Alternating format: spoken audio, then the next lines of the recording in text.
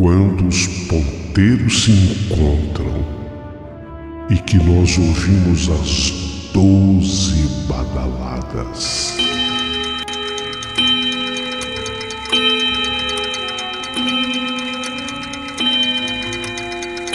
A hora que se anuncia é meia-noite. Uma hora em que tudo pode acontecer, inclusive nada. Mas hoje, muitos acontecimentos. Vamos à história de hoje.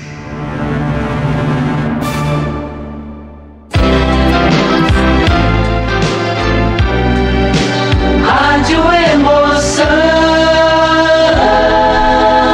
Paulinho Boa Pessoa. A verdade de cada um.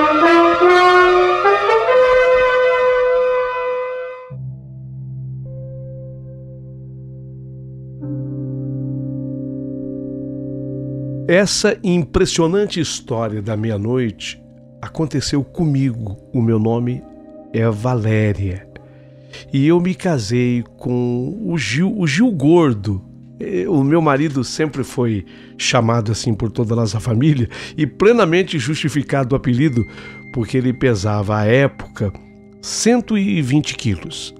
O meu marido trabalhava como representante de um famoso laboratório. Um laboratório que produz remédios, chamado também, entre aspas, drogas, né? E ele vivia expondo esses produtos em congressos e ele viajava pelo Brasil todo. Então, na verdade, o Gil Gordo, meu marido amado, ele ficava muito tempo ausente de casa. E aquela casa que ele alugou para morarmos, logo no começo, quando nós nos casamos, eu a considerava até grande demais, porque, em verdade, no início, eu teria que encará-la sozinha. E é ruim, às vezes, você ficar sozinha numa casa grande. Foi exatamente assim que eu passei o maior medo e o maior apuro da minha vida. Tudo, na verdade, começa no quarto em que eu ficava. Eu observei que havia um colorido diferente no taco. Deixa eu explicar para ver se as pessoas entendem. A casa ela era toda sintecada. Vocês se lembram deste piso, o sinteco? Ele era passado sobre, especialmente, o chão de madeira chamado taco. E o chão ficava um espelho de tão lindo que ele ficava. Sinteco. Aquela casa era toda sintecada. E exatamente no quarto, apesar de todo o brilho, eu percebia queimados naquele sinteco. Exatamente ali na posição que ficava a cama do casal. Sinteco, bonito, brilhante, mas havia um queimado e aquilo me chamava a atenção. Eu ficava um pouco cismada com aquele queimado, mas tudo bem. Até que o Gil havia viajado e aquela foi a primeira noite que eu dormiria na casa de sinteco, mas com aquela marca de queimado que ficava no chão, na madeira, e ali exatamente na região da cama, mais embaixo da minha cama. Fiquei sozinha na casa. E foi já dormindo e passava da meia-noite que de repente eu comecei a sentir um calor. Mas não era qualquer calor. Até porque não era uma noite quente. O calor, ele era particular do interior do meu quarto, mas era um calor, um quentor que vinha do chão. Quando eu falo calor, não era aquele calor de você tirar a coberta e resolver. Não. Era algo muito mais quente do que isso. Aí eu senti-me tão incomodada que eu tirei todas as cobertas com as quais eu estava, porque eu digo, a noite lá fora era fresca. Se não era uma noite fria, muito fria, mas era uma noite fresca, que justificava até o uso de um cobertor. Eu tirei tudo. Tirei o cobertor, tirei o lençol. Como eu estava sozinha, eu procurei ficar o máximo à vontade que eu pudesse. E aí eu tentei adormecer. E de fato eu estava tão cansada que, apesar do incômodo, daquele calor todo que eu comecei a sentir, eu voltei a dormir. Só que quando eu voltei a dormir, de repente, aquele calor se transforma em fogo. Fogo. Imagine você deitada numa cama e aí você percebe que aquele calor todo que você estava sentindo tem um motivo, e o motivo é um fogo que vem do chão. Eu olhei e vejo, inclusive, o chão pegando fogo. E tanto que eu ficava com medo de sair da cama, porque onde quer que eu fosse pisar, porque a cama ficava posicionada assim no quarto. Então eu deito na cabeceira da cama, do meu lado direito a parede. A cama estava totalmente encostada à parede. Eu só tinha como sair do meu lado esquerdo ou pela frente da cama, que é a cabeceira encostada na parede, o lado direito encostado na parede. Só que o lado esquerdo e a frente da cama, onde dava para os pés, fogo. Como eu ia sair dali? Eu só tinha uma alternativa: gritar, pedir por socorro, gritar. Mas do que eu tentei gritar, a voz não me saía. Eu não sei se eu estava tão assustada, tão amedrontada, que eu tentei gritar, mas a voz não me saía. Uma vez que eu vi que eu não tinha mais o recurso da voz para gritar pedindo socorro, eu apelei para a única coisa que era possível, porque o meu cérebro raciocinava perfeitamente. Eu comecei a rezar, a clamar pelo Espírito Santo de Deus que viesse ao meu encontro, que me socorresse naquela hora. Eu tinha medo de morrer queimada, embora o fogo ele não se alastrasse, ele era um fogo de uma altura mais ou menos de um palmo do chão, mas na lateral da cama e também nos fundos da cama. Mas o fogo não se transferia para a cama. Impressionante, queimava no taco. Mas o fogo, por exemplo, não passava para o colchão da minha cama. E eu comecei a pedir ao Espírito Santo de Deus que viesse ao meu socorro, embora eu estivesse com muito medo. Na medida em que eu fui rezando, o calor foi sendo aplacado, até que, quando eu olhei de novo para o chão, eu vi que já não havia mais fogo, nem do lado esquerdo por onde eu deveria sair, e nem mesmo havia fogo na frente da cama onde estavam os meus pés. O calor havia sido aplacado. A primeira coisa que eu fiz foi sair. No que eu coloquei, eu estava descalço, eu estava deitada. No que eu coloquei o pé no taco, ele ainda estava quente. Numa prova inconteste de que ali teve fogo, o taco ainda estava quente. Só que aquelas alturas do campeonato eu não tinha o que fazer, porque nós estávamos em plena madrugada, 2h da manhã. Mas eu não consegui mais ficar no quarto. Eu saí do quarto e fui para a sala, onde havia o sofá. E foi ali no sofá que eu fiquei. Pelo menos eu imaginei, eu vou passar aqui o resto dessa noite e amanhã eu vou tomar as providências. E no que eu fiquei no sofá, eu escutava todo o barulho acontecendo na minha cozinha. A porta da geladeira se abria e fechava. Eu ouvia nitidamente, claramente, a porta ser aberta e fechada. Eu via até o clarão, porque estava tudo no escuro. Então, na medida que se abre a porta da geladeira, acende-se a luz da geladeira. Eu via até o clarão da porta da geladeira sendo aberta. E em seguida, a porta da geladeira era fechada. Eu passei esse restante de noite completamente apavorada.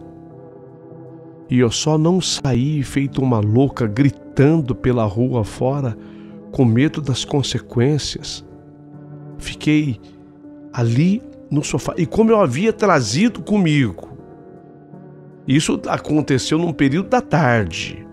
Como eu havia trazido no período da tarde para a sala um acolchoado que eu deixei na poltrona, eu puxei aquele acolchoado e joguei em cima de mim.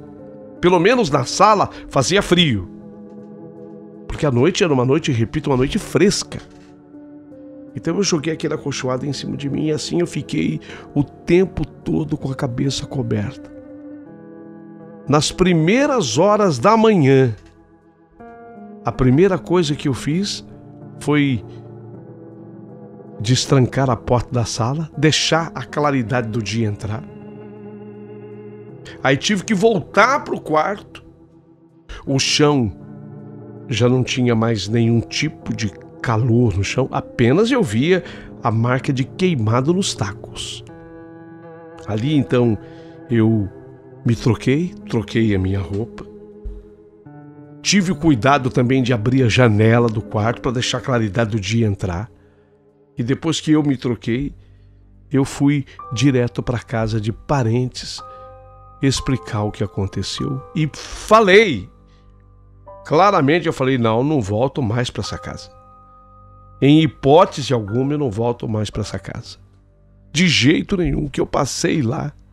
Algumas pessoas da minha família riam, não acreditando exatamente naquilo que eu falava, ou que aquilo tudo tivesse sido fruto da minha imaginação, única e tão somente porque eu havia dormido sozinha. Mas outras pessoas me davam total crédito. Ficou assim a história. Então eu fiquei dormindo na casa da minha mãe, do meu pai, com a minha irmã, exatamente os 2 dias para que o Gil Gordo, meu marido, voltasse. E quando ele chegou, eu narrei o que aconteceu, disse a ele que ele desse um jeito, devolvesse a casa, porque para lá eu não voltaria em hipótese alguma. E o Gil riu. Aquele homenzarrão, 120 quilos, 1,85 m de altura, ele bateu no peito e falou: pois eu vou dormir lá essa noite sozinho. E se nada acontecer, você me promete que você vai para casa? Eu não fui corajoso o bastante para fazer esse tipo de promessa. E até aconselhei a ele que não fizesse isso de dormir, de passar a noite lá sozinho. Mas ele não me ouviu. E ele fez como um desafio. Ele foi passar a noite lá. E vocês não podem imaginar o que aconteceu com meu marido, Gil Gordo, 1,85 m e 120 quilos. Ouçam.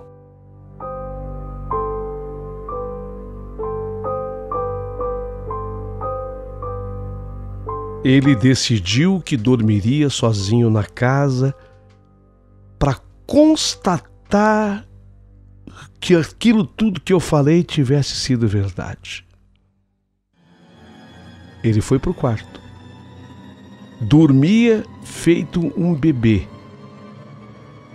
E de repente ele começou a ouvir barulhos de panela batendo na cozinha. Isso eu não cheguei a escutar, mas ele ouviu panelas batendo. Ele ignorou. Ignorou e continuou a dormir. O barulho foi ficando cada vez mais forte. Ele, inclusive, teve um momento, segundo ele narra, que que ele acordou irritado. Foi quando ele tentou levantar e chegou a bater a cabeça, ele tem certeza que numa panela. Mas como assim? Bateu a cabeça numa panela? Ele estava no quarto. Ele tentou levantar e bateu a cabeça numa panela. No que ele bateu a cabeça na panela, ele se sentiu um pouco tonteado e ele voltou para a cama. E devido a ele ter ficado tonteado com a batida da cabeça numa panela, ele tem certeza que foi uma panela. Então ele praticamente desmaiou, ele não dormiu. E quando ele acordou, ele volta a acordar, de novo ele sentia o que eu senti, um calor infernal. Tanto que, por ele ser forte, por ele ser gordo, ele suava as bicas. E ele sentia aquele calor, e quando ele olhou para o chão, ele viu também o taco pegando fogo.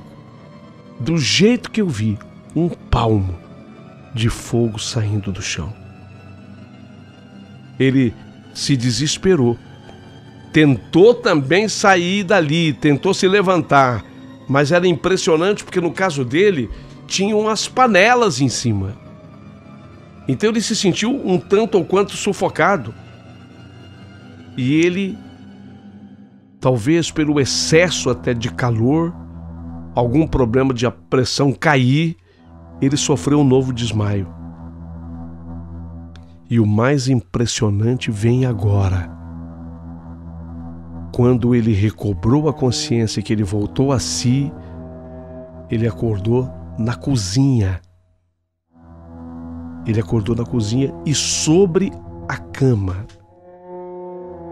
O mais impressionante de tudo foi que a cama foi arrastada.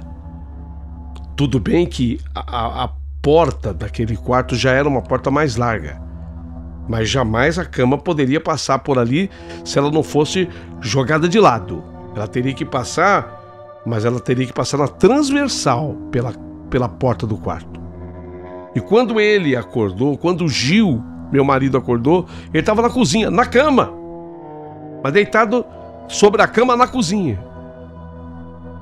O dia havia amanhecido. Ele se levantou dali desesperadamente. Não sabia como, mas a cama de casal foi arrastada até a cozinha. E ele é um homem zarrão, de 1,85 m e 120 quilos. Só sei que ele saiu dali correndo para a casa da minha mãe, a casa da sogra da minha mãe. E eu já esperava por ele, porque eu tinha certeza que ele daria esse tipo de informação. Não houve a menor condição de ficarmos com a casa, embora ela tivesse um grande tamanho e tivesse sido alugada por um bom valor. Aí é que nós fomos nos inteirar do que realmente havia acontecido naquela casa. Segundo o histórico da casa, ali o marido teria matado a mulher queimada sobre a cama.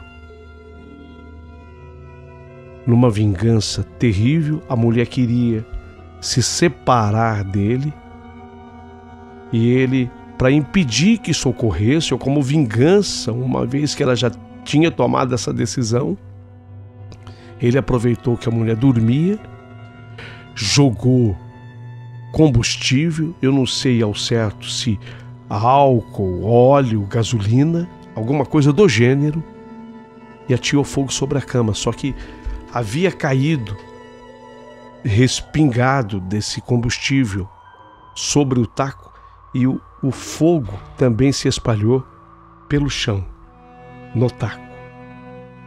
Até por isso, havia as marcas de queimadura naquele taco.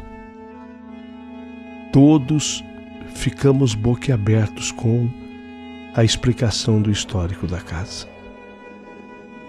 Meu marido acabou promovido como representante comercial do laboratório.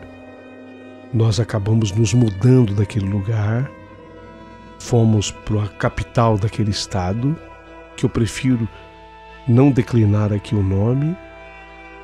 A casa ficou e hoje eu sei que já não é mais uma casa de moradia lá. Acabou se transformando aquela casa num estabelecimento comercial. Um depósito, na verdade, é uma grande loja. Fizeram uma grande loja de adubo na frente da casa. E a parte do corpo da casa onde nós morávamos acabou virando um depósito de transporte de adubo. É o que é hoje lá no local. Mas olha, quando eu digo isso, até hoje eu sinto os arrepios. E o meu marido idem. Nós contamos essa história sempre juntos. Eu, Valéria e o Gil, que aliás já não pode mais ser chamado de Gil Gordo porque ele fez a cirurgia bariátrica e ele emagreceu bastante.